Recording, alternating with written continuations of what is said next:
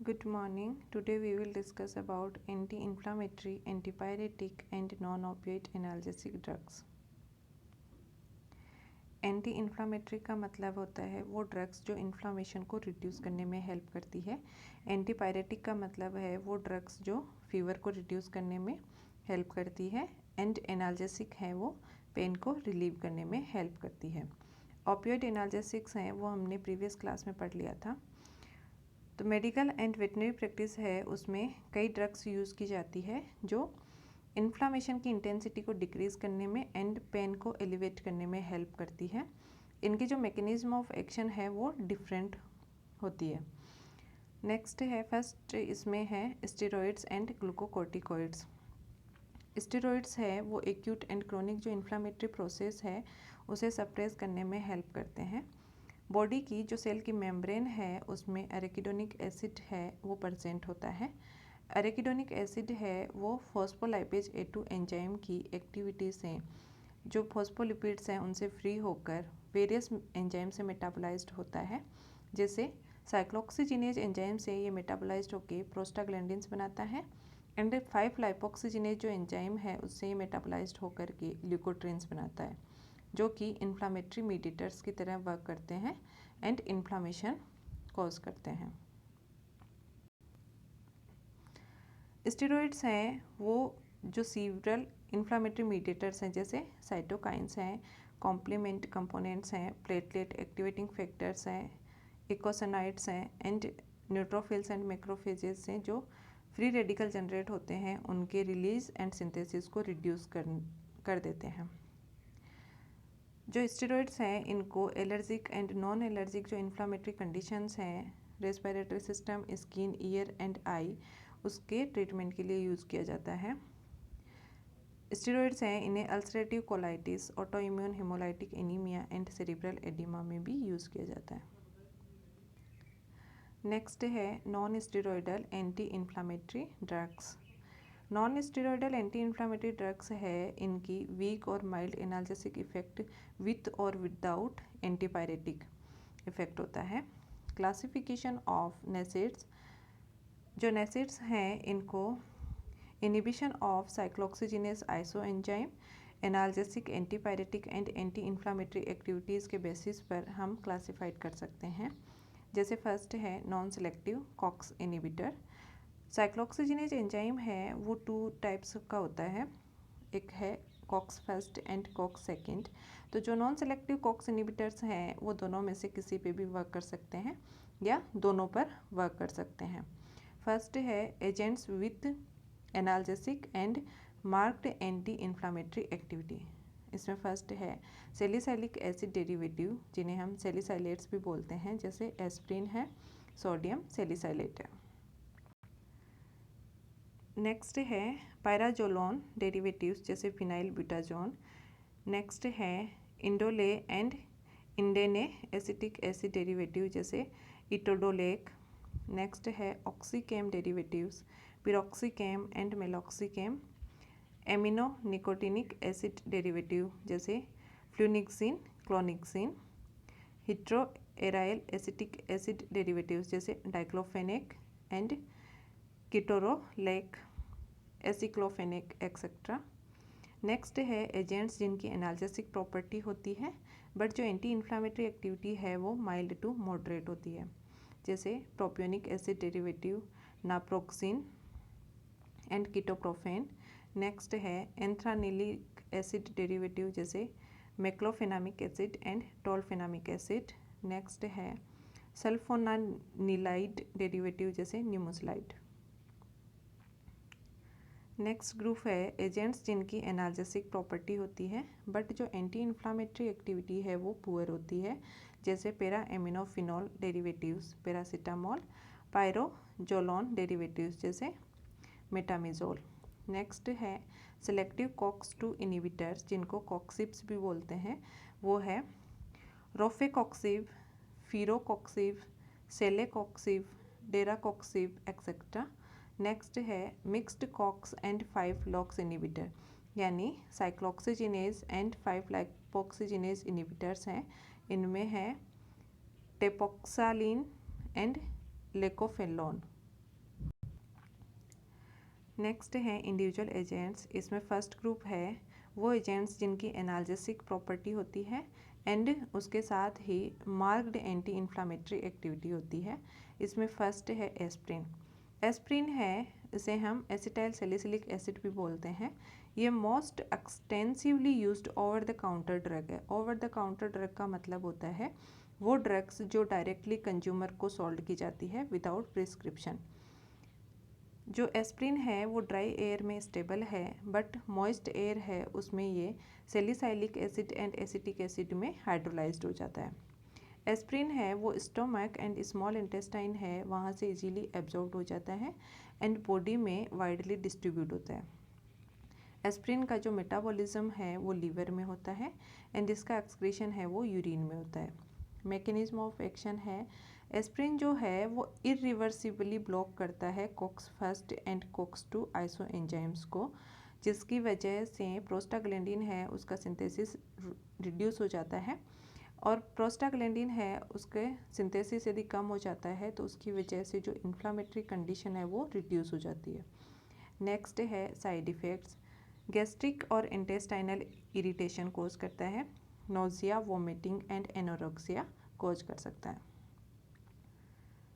Aspirin है and other नेसेट्स हैं, उनका मोस्ट इम्पॉर्टेंट एडवर्स इफेक्ट है वो होता है gastric mucosal damage and peptic ulceration, यानी ये गैस्ट्रिक अल्सरेशन है वो कोज करते हैं एंड ये नेसेट्स का मोस्ट इम्पॉर्टेंट एडवर्स इफेक्ट होता है। नेक्स्ट है क्लिनिकल यूजेज। एस्प्रिन है उसको हम एनाल्जेसिक एंड एंटीपायरेटिक इफ़ेक्ट्स के लिए यूज़ करते हैं। इसके अलावा जो ट्रॉमेटिक और पोस्ट सर्जिकल एडिमा है उसको रिड्यूस करने के लिए, बर्साइटिस, आर्थराइटिस, लेमनाइटिस है उन कंडीशन में इन्फ्लामेशन एंड पेन है उसे रिलीव करने के लिए यूज़ किया जाता है। केट्स हैं उनमें कार्डियोमायोपैथी में यूज़ किया जाता है। नेक्स्ट एजेंट है फिनाइल ब्यूटाजोन। फिनाइल ब्यूटाजोन है उसको मेनली हॉर्सेज एंड डॉग्स में यूज़ किया जाता है। फिनाइल ब्यूटाजोन है इसकी एंटी इन्फ्लामेटरी एक्टिविटी है वो मोर पोटेंट होती है, बट जो एनाल्जेसिक एंड एंटीपायरेटिक इफेक्ट है वो सैलिसाइलेट से इन्फीरियर होती है। साइड इफ़ेक्ट्स हैं हॉर्सेस में oedema, ulceration of large intestine, diarrhoea, anorexia and necrosis of hepatic vein cause करता है। डॉग्स हैं उनमें GI ulceration, haemorrhages, biliary stasis and PCT damage cause करता है।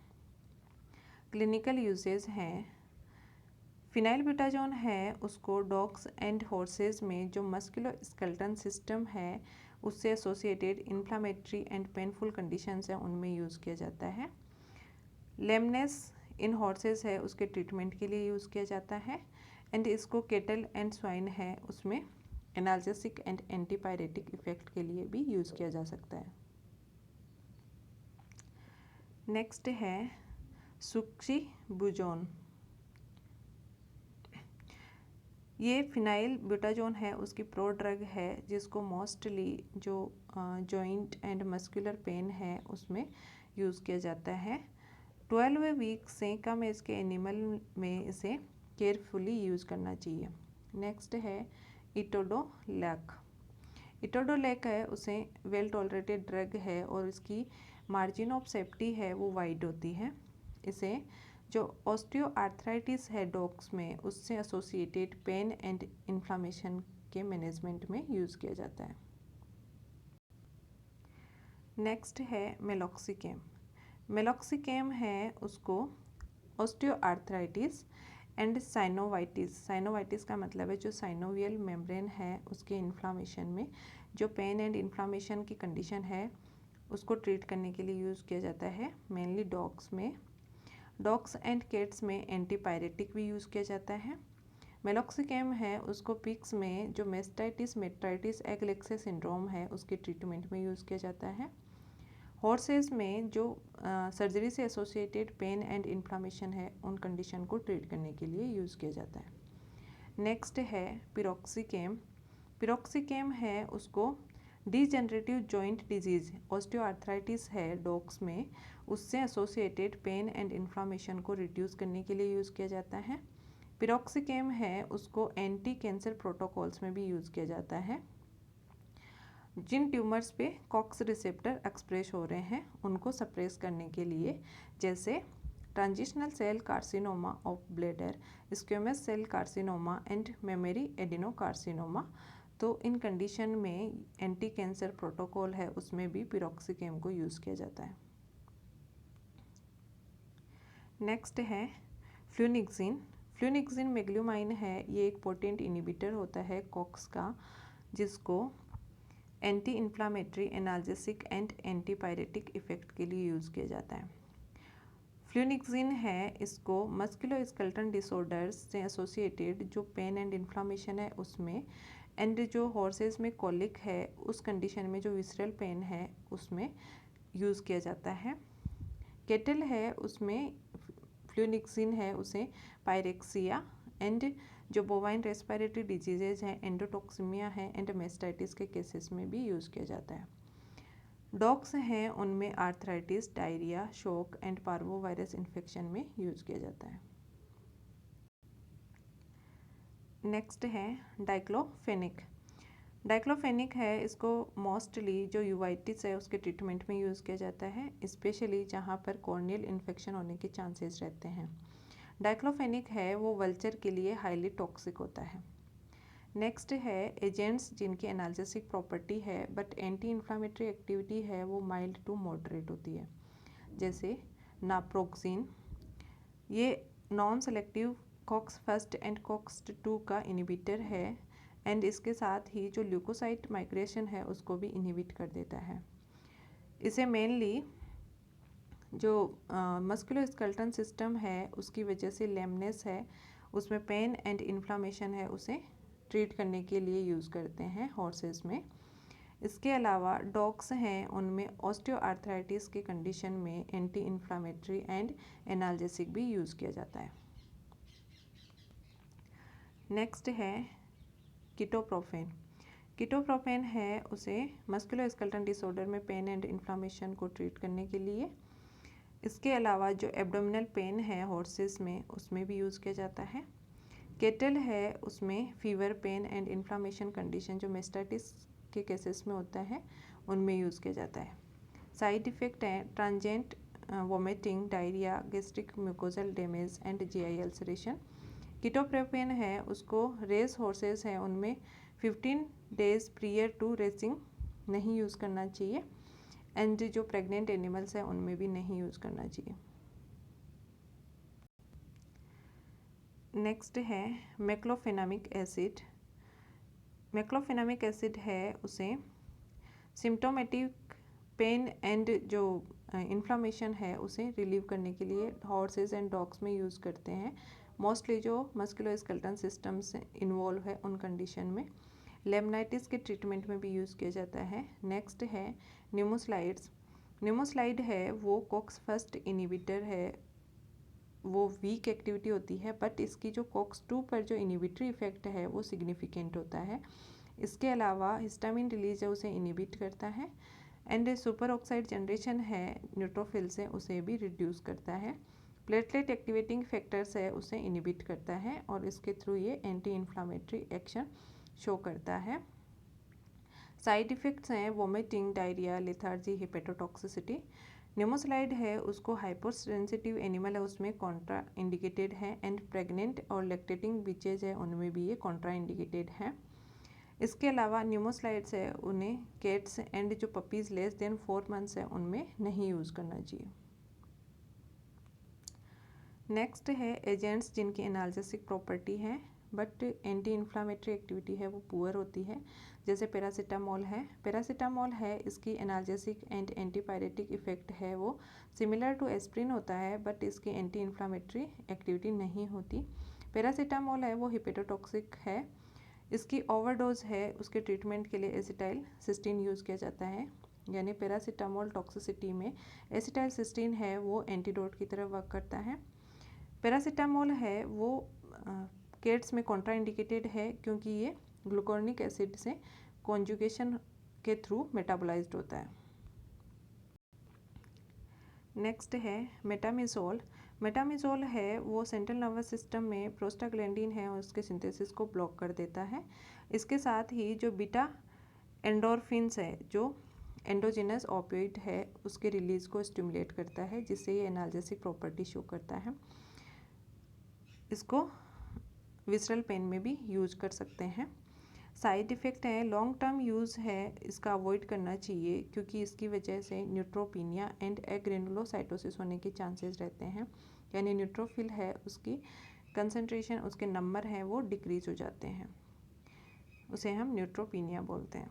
क्लिनिकल यूजेज हैं, इसको इक्वाइन कोलिक के ट्रीटमेंट के लिए यूज़ किया जाता है। एंड इसके अलावा जो